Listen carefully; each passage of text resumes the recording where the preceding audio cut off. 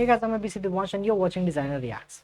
तो काफी दिनों से मैं सोच रहा था कि क्या वीडियो बनाऊं और एकदम से भूल भुलैया 2 का ट्रेलर आ गया। तो इस वीडियो में थोड़ी सी भूल भुलैया और केजीएफ के बारे में बात करते हैं। मुझे तो भूल भुलैया 1 बहुत अच्छी लगी थी। अक्षय कुमार की एक्टिंग, स्टोरी वगैरह सब बहुत बढ़िया थी। और इस सेकंड पार्ट के ट्रेलर में जो आइकॉनिक ट्यून बजती है भूल भुलैया की,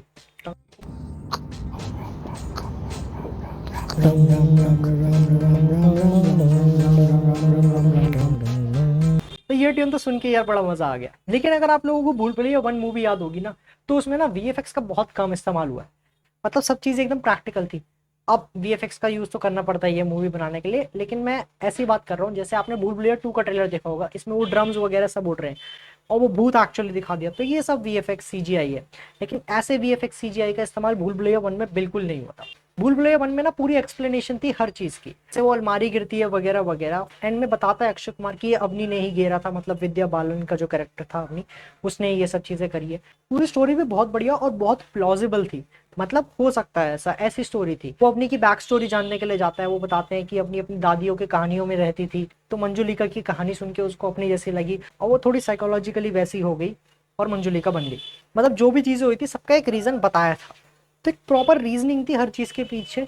जो भी भूतिया एलिमेंट्स थे और बाकी जो भी सब हॉरर एलिमेंट्स थे सब प्रैक्टिकल इफेक्ट थे, कोई वीएफएक्स सीजीआई कुछ नहीं था फर्स्ट पार्ट में। ये सेकंड पार्ट में इन्होंने सीधा भूत दिखा दिया। अब इसकी कोई एक्सप्लेनेशन नहीं हो सकती यार, ये भूत भूत ही है। तो वो ड्रम्स वगैरह उड़ते हुए दिखाती है और ये सीजीआई वीएफएक्स से इन्होंने करके दिखा दिया।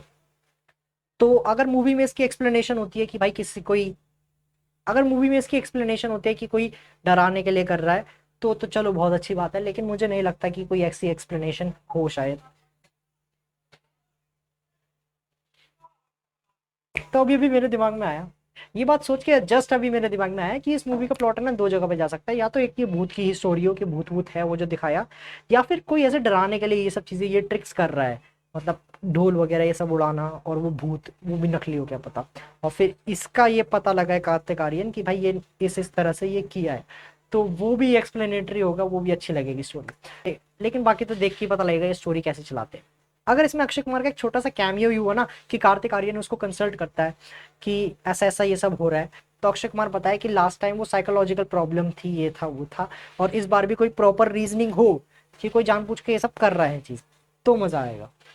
लेकिन अगर ये दूसरे प्लॉट की तरफ जाते हैं, सिर्फ ये भूत वाला एलिमेंट दिखा दिया, तो मूवी बस बेसिकली एंटरटेनमेंट पर्पस के लिए हो जाएगी और कॉमेडी एलिमेंट्स वगैरह और हॉरर एलिमेंट्स की वजह से शायद चल जाए थोड़ी। लेकिन अगर एक्सप्लेनेशन वगैरह हो अच्छी खासी, तो यार ऑडियंस को भी कुछ अच्छा नया मिलेगा और मजा आएगा। तो देखते हैं किस तरह से स्टोरी चलती है। तो एक बार बात करते हैं थोड़ी सी केजीएफ की। मैंने रिसेंटली केजीएफ 2 देखी, मूवी अच्छी थी, सब बढ़िया था, डोंट गेट मी रॉन्ग, मेरे को अच्छी लगी। बट ना एक चीज मेरे को जो थोड़ी सी लगी, वो थी यूज ऑफ साइलेंस। मुझे पर्सनली लगा कि यार साइलेंस को है ना थोड़ा अंडर एस्टिमेट किया इस पार्ट में। केजीएफ 2 में भी बहुत पावरफुल और बहुत बढ़िया बढ़िया सीन थे, जैसे वो लास्ट का सीन, हेलीकॉप्टर वाला सीन। आप केजीएफ 1 देखो ना, उसमें भी बहुत बढ़िया बढ़िया सीन्स थे, पर उन सीन्स का इम्पैक्ट और इफेक्टिवनेस थोड़ी सी ज्यादा लगी मेरे को केजीएफ 2 के कंपेरेटिवली। केजीएफ 2 में ना बैकग्राउंड ट्यून का एक्सेसिव यूज हो गया थोड़ा सा। मतलब इन्होंने साइलेंस कम रखी, मतलब कंटिन्यूअसली है ना बैकग्राउंड ट्यून बज रही थी, बैकग्राउंड ट्यून बढ़िया थी, अच्छी थी, लेकिन वो कंटिन्यूअसली बज रही थी। लेकिन अगर आप केजीएफ 1 देखोगे ना, तो उसमें कंटिन्यूअसली नहीं बजती। मतलब जैसे कि नरेटर आनंद इंगल जो स्टोरी सुना रहा होता है, वो एक डायलॉग बोलता है और फिर एकदम से शांति हो जाती है, पॉज हो जाता है और फिर ट्यून बजती है और एंट्री होती है। लेकिन एक पॉज होता है, तो ये है ना पावर ऑफ साइलेंस है कि मतलब एकदम से शांति हो जाए और फिर एकदम से ट्यून बजे, तो ये ना पावर ऑफ साइलेंस होती है।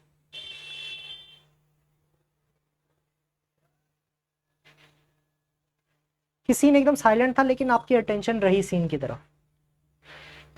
ये एक एग्जांपल था कि साइलेंस बड़ी जरूरी होती है अगले सीन का पावर, इम्पैक्ट और इफेक्टिवनेस बढ़ाने के लिए। मुझे थोड़ा ऐसा लगा कि इन्होंने साइलेंस का है ना बहुत कम यूज किया, तो अगला सीन है ना जितना ज्यादा इफेक्टिव लगना चाहिए था उतना ज्यादा नहीं लगा। अगर वो साइलेंस का यूज करते ना, तो नेक्स्ट सीन बहुत ज्यादा इफेक्टिव लगता। केजीएफ 1 में इन्होंने इस चीज पे बहुत ध्यान दिया था, लेकिन केजीएफ 2 में ये चीज थोड़ी सी लैक कर गई मेरे ख्याल से। लेकिन स्टिल मूवी बहुत बढ़िया थी, मेरे को बड़ी पसंद है।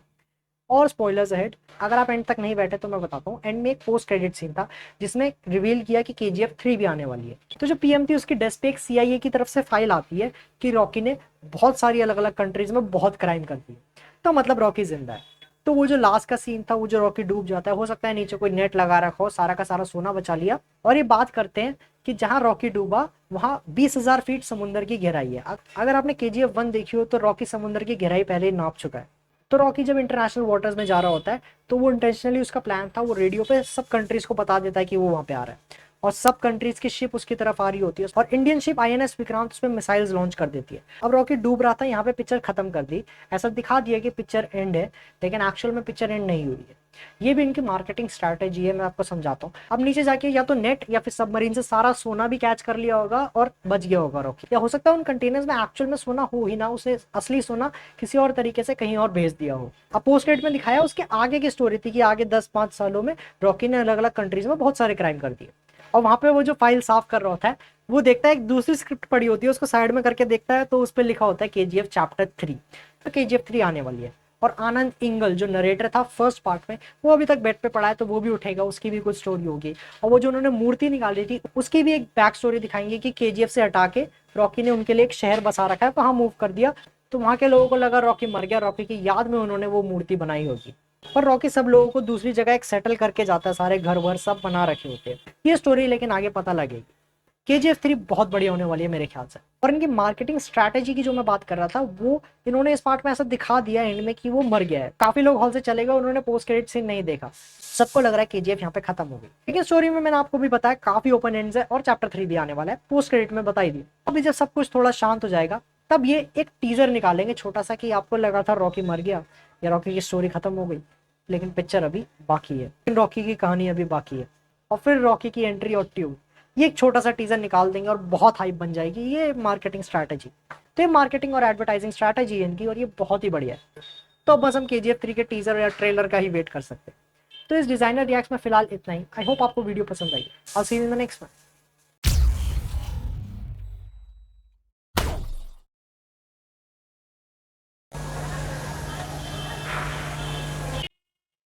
तो भूल भुलैया 2 का जो ट्रेलर आया, एंटरटेनमेंट प्रॉपर रीजनिंग थी हर चीज के पीछे। तो एक प्रॉपर रीजनिंग थी हर चीज के पीछे, जो भी भूतिया चीजें थी ये एकदम से आपकी अटेंशन भी थी कि सारे अलग अलग कंट्रीज के, तो वहां पे इंटेंशनली उसका प्लान था कि सारे अलग अलग, तो वहां पे इंटेंशनली उसका प्लान था, उसने खुद अलग। I'll see you in the next one.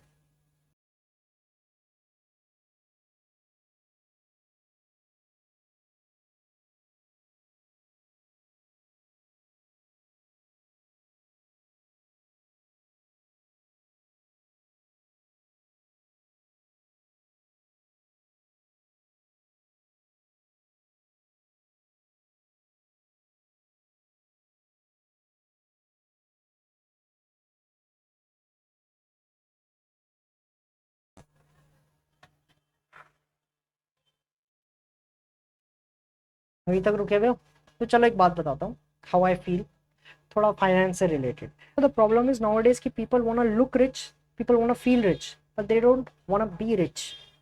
मतलब लोग अमीर दिखना चाहते हैं, फील करना चाहते हैं, पर बनना नहीं चाहते। अमीर दिखना या अमीर फील करना ना एक शॉर्ट टर्म स्ट्रैटेजी है, शॉर्ट टर्म के लिए आपको थोड़े से टाइम के लिए खुशी दे सकती है, लेकिन अमीर बनना is a long term strategy.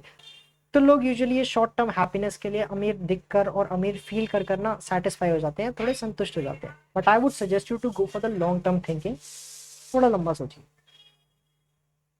Thank you for watching it till here. Keep going, keep growing, keep going, keep learning, keep growing, keep going, keep learning, keep growing, keep going, keep keep learning, keep going, keep growing. I'll see you in the next one.